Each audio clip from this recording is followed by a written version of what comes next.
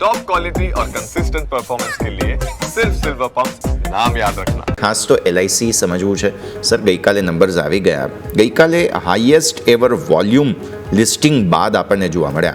આજે થોડું profit booking છે, પણ જેમણે હજુ સુધી અહીંયા ખાસ પહેલાં તો પરિણામોનું વિશ્લેષણ તમારા પાસેથી, અને જેમની પાસે હજુ પણ ન હોય શું ખરીદવું જોઈએ, જેમની પાસે છે શું કરવું જોઈએ.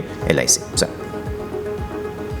LIC એવું છે કે પરિણામોમાં કંઈ પણ પોઝિટિવ નહોતું, પરંતુ જે પ્લેસમેન્ટની આપણે વાત કરીએ, પ્લેસમેન્ટ સારું હતું અને એટલે જ પરિણામો આવ્યા. પરિણામો ખરાબ રહ્યા, અપેક્ષાથી પણ નીચે હતા થોડા, અને યર ઓન યર બેઝ પર પણ નીચે હતા. VNB માર્જિન થોડા ઇમ્પ્રૂવ થયા હતા, પણ ઓલ ઓવર પરિણામો મિક્સ ગણી શકાય. પણ છતાં કાલે માર્કેટનું જે રિએક્શન પોઝિટિવ હતું એનું રીઝન એ હતું કે ફંડ હાઉસીસ છે એમને ખાસ એવી પોઝિટિવ ઇમ્પ્રેશન હતી. તમે એના પિયર જો HDFC લાઈફ, SBI લાઈફ, ત્યાં વેલ્યુએશન જો અને LIC ના વેલ્યુએશન જો, તો અહીંયા કોઈને ટાર્ગેટ કટ ના થઈ શકે અને લોકોને ફેરવે એવું લાગ્યું કે વેલ્યુએશન ઘણું કમ્ફર્ટ છે.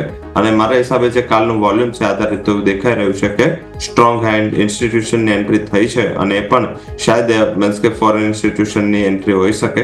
આઈ થિંક કે મને એવું દેખાઈ રહ્યું છે કે અહીંયા હવે બોટમ બની ચૂકી છે.